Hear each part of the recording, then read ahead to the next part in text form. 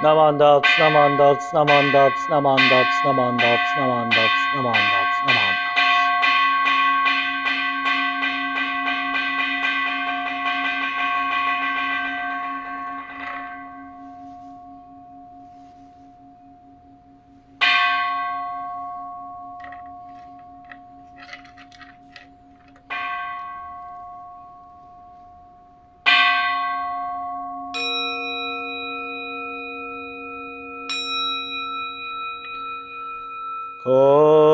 공행이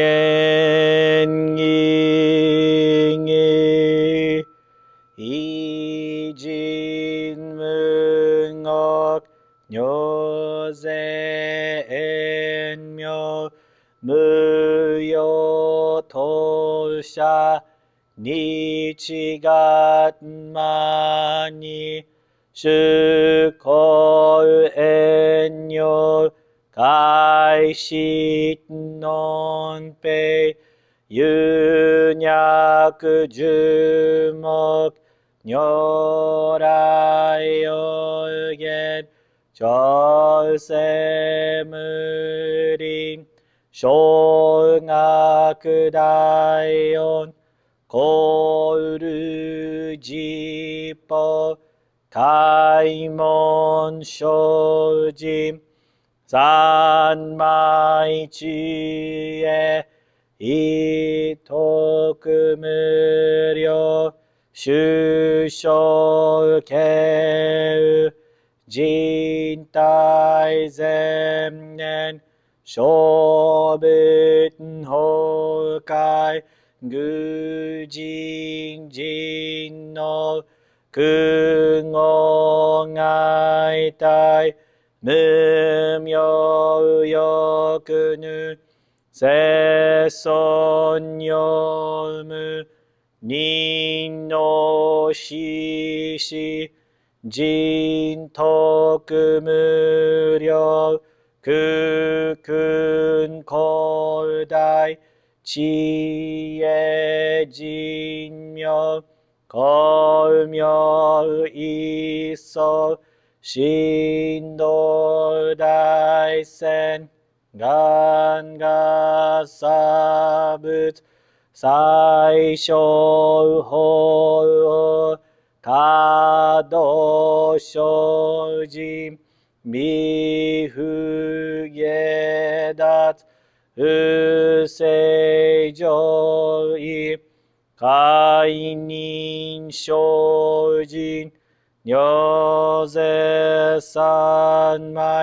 지혜이조 오세이터크붓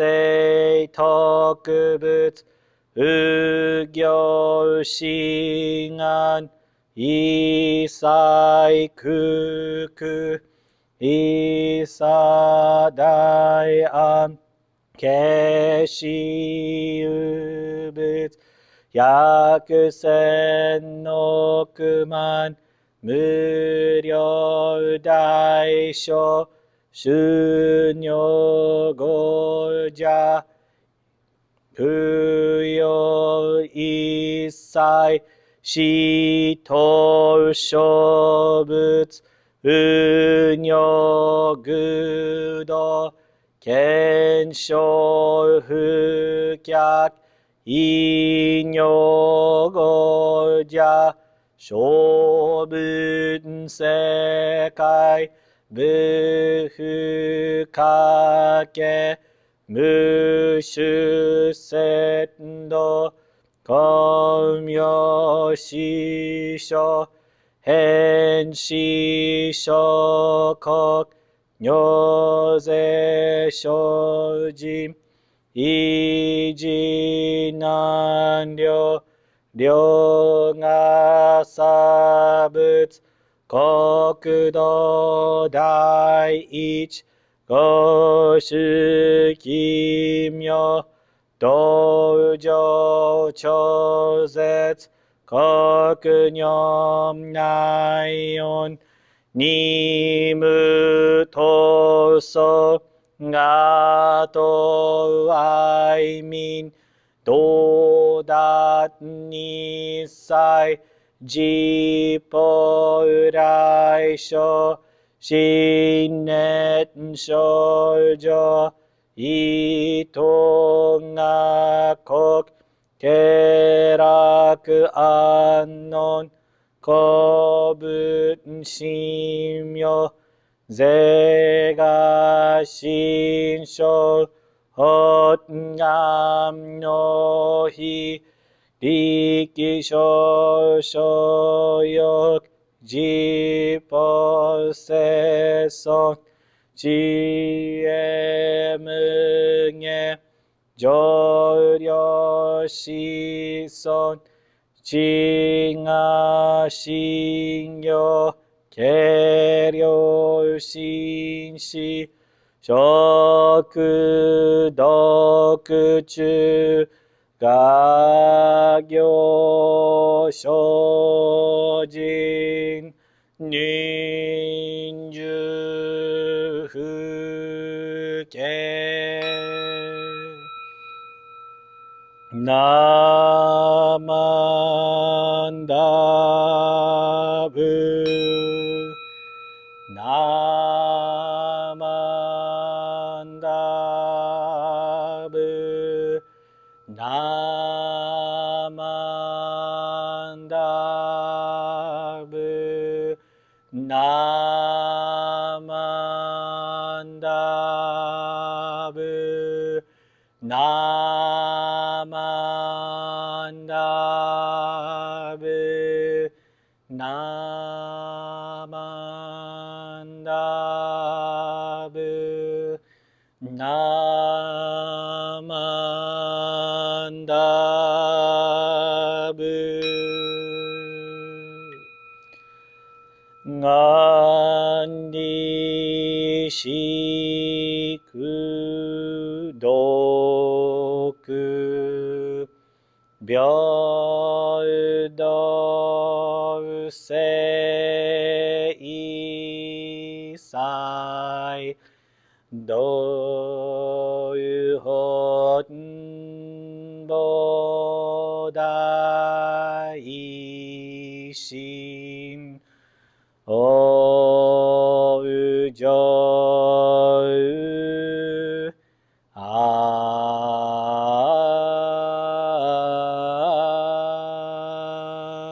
なこ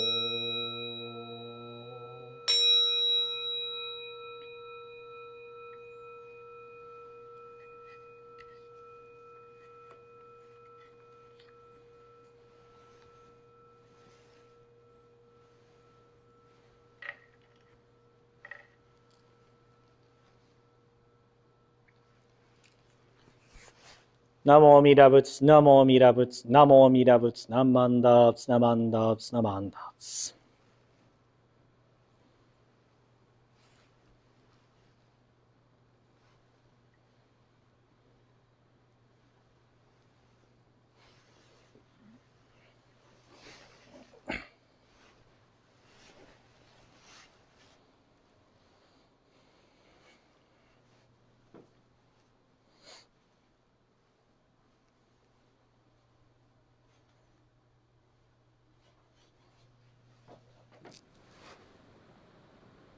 Please join me in Gassho and repeat the Nembutsu with me. Namo Amida Butsu, Namo Amida Butsu, Namo Amida Butsu, Namandaps, Namandaps, Namandaps, Namandaps.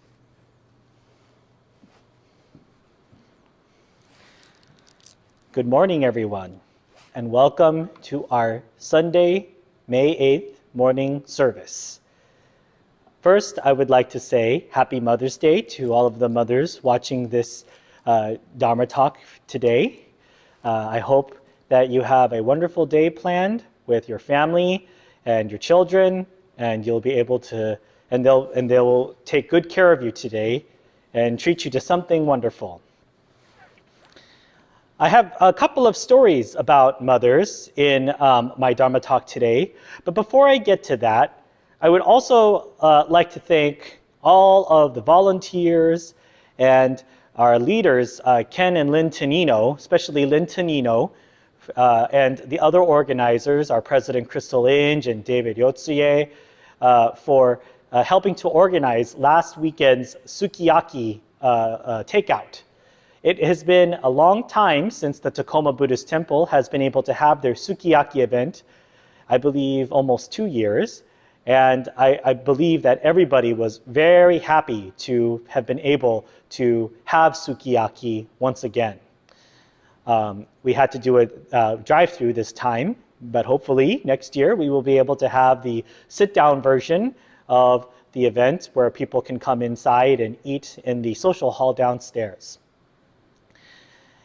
It was a day that displayed wonderful teamwork and great efforts by everyone, and also seeing support from the general community and other members from other temples to come and sample the delicious sukiyaki that we made here at the Tacoma Buddhist Temple.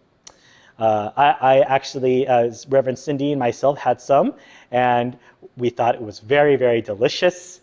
And I don't know how many of you do this, but do some of you use a raw egg to dip the hot beef in? Because we do. It's really, really good.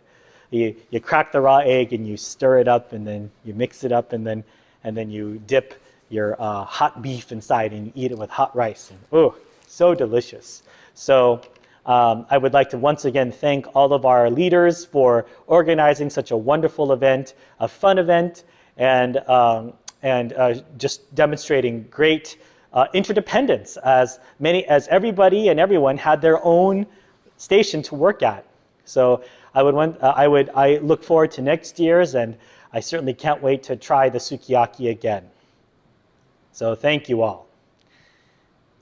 So today is Mother's Day, and this is a year, every year here in the United States, where we take a little bit of time to appreciate our mothers by either sending her flowers or sending her chocolates or taking her out to dinner or cooking dinner for her. And I found it very interesting that both Valentine's Day and Mother's Day are restaurants' busiest times. So that's something interesting to think about. But I actually have some stories about mothers for my Dharma talk.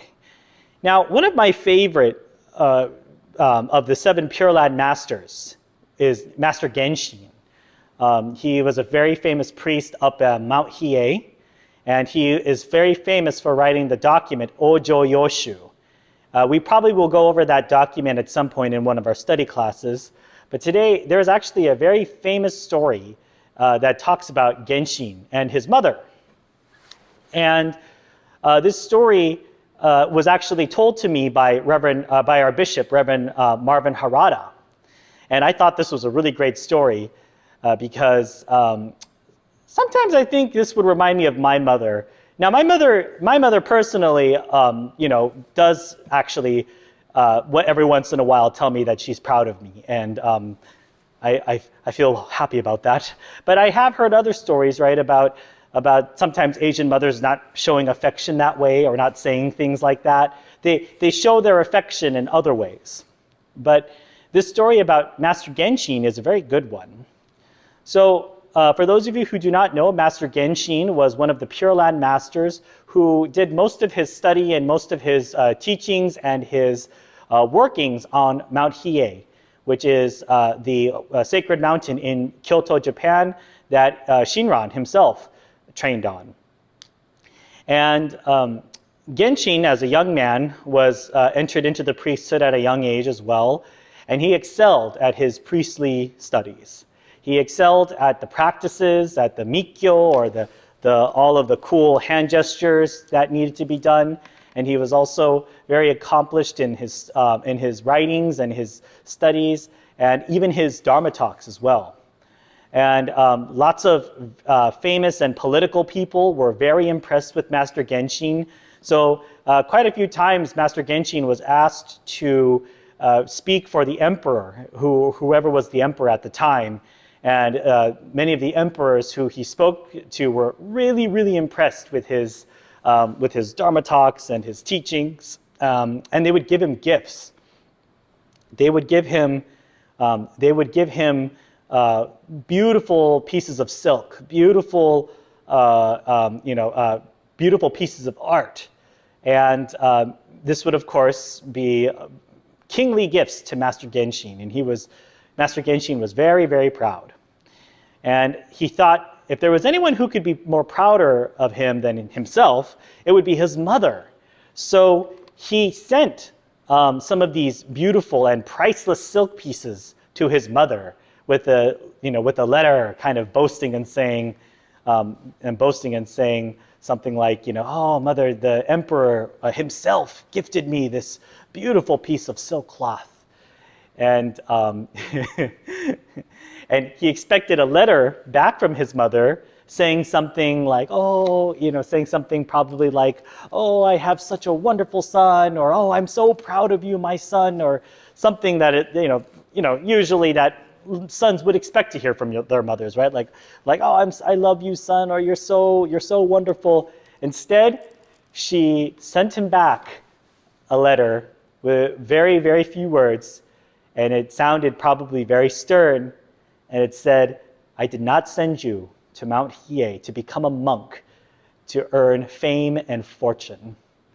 And Master Genshin was shocked by this, he was flabbergasted. My own mother, how could my own mother say something so cruel to me? I thought she would be proud. I thought she's supposed to be proud of me. Look at all of the things that I have accomplished. Look at all of the things that I've done.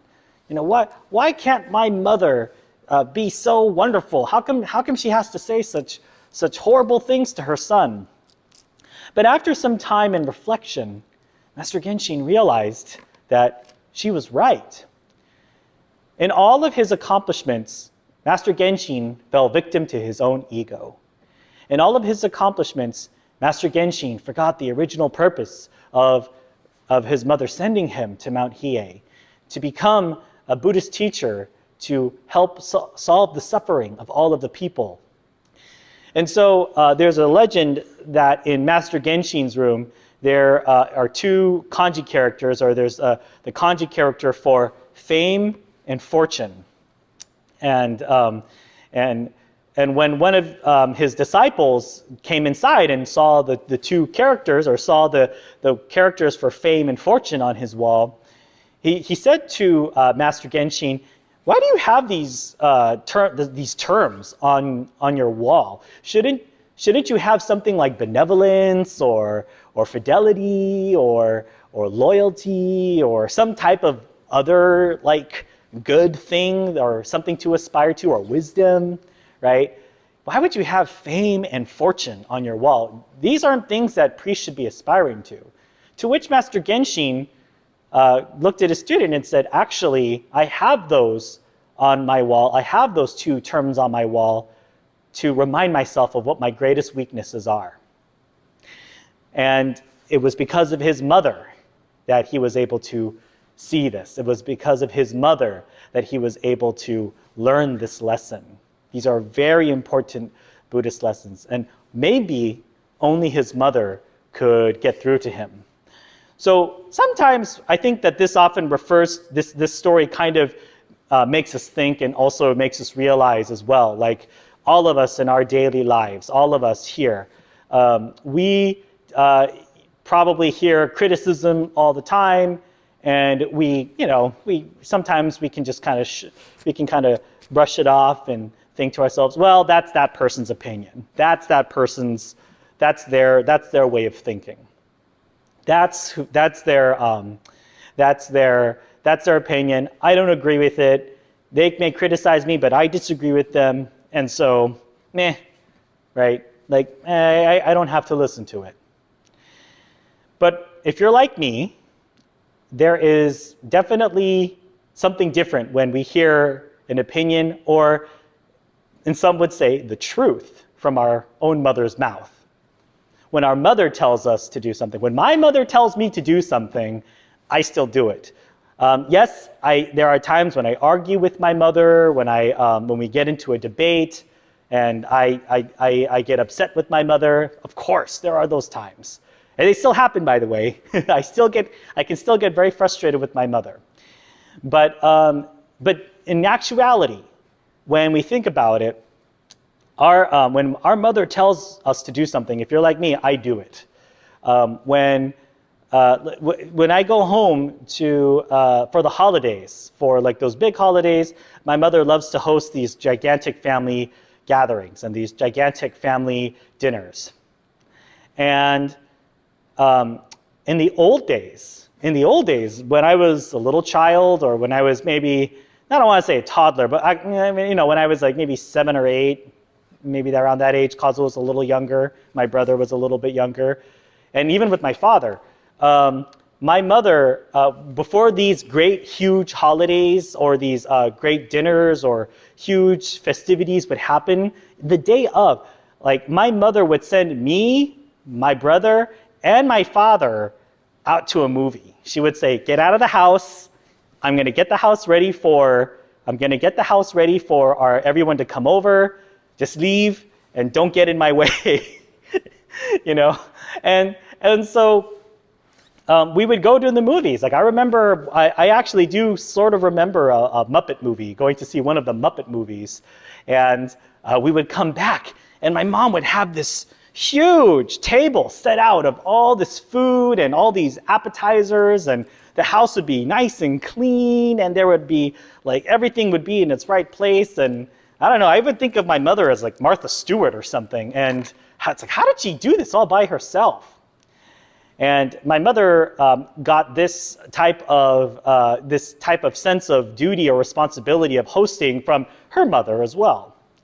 And I like to think, in a sense, I've also inherited that, because I love to host parties. I love to have people over. I love to cook for people. And unfortunately, with the pandemic, I haven't been able to do this all that often.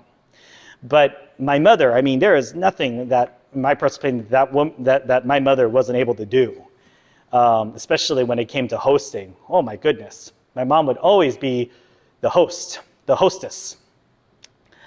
And yet, now today, when going back home, my mother is at an age where she can't do these things by herself anymore. She no longer has the energy that she used to have.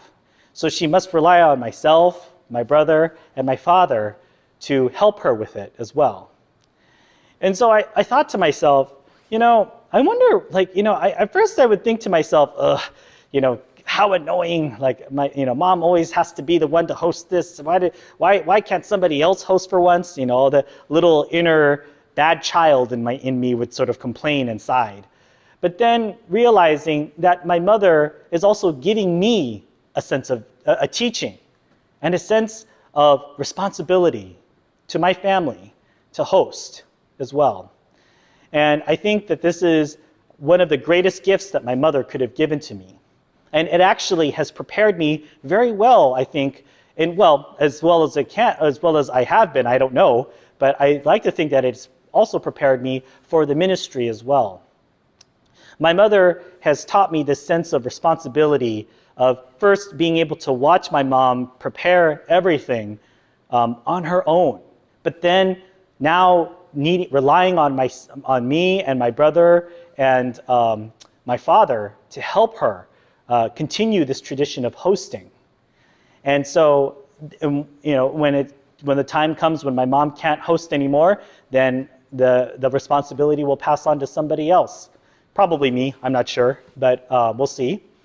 And I can also say that this is one of the most important lessons that I think that my mother could have taught me, besides the usual things like integrity and honesty and giving your 100% to your work. But I've learned a lot of things from my mother, and I can't say enough of the gifts and the wonderful lessons that my mother has taught me over the years. And I'm certain that all the Dharma School students who are watching this Dharma message can also think of wonderful lessons that their mother gave you all, and who are still continuing to give you. So on this Mother's Day, please say thank you to your mother. Please tell them how much you love them, how much you appreciate them, and how much they mean to you. Now, of course, I do realize that there are people present and in the in the congregation who also do not have mothers, or who grew up without their mothers. And just so you know, the role of mother doesn't necessarily just have to be birth mother. It could also be a strong woman figure in your life who has taught you great lessons, or who has cared immensely for you. So for those people, you can also give Mother's Day gifts too as well. Mother's doesn't have to necessarily be just for birth mother. Not that's not important, of course, really important. But just so you know, everybody can give a gift or say thank you to a mother figure in their life. And of course, this is another teaching, I think, of the Buddha, to teach us how a mother's love for us, or someone who loves us and only wants the best for us, and what that teaches us, and how we should utilize that for the next generation as well. So thank you all very much for joining me today for our special Mother's Day service. And I sincerely hope you all have a wonderful Mother's Day. Happy Mother's Day, moms. Please join me in Gassho. Namo Amida Butsu. Namo Amida Butsu. Namo Amida Butsu. Namandats, namandats, namandats.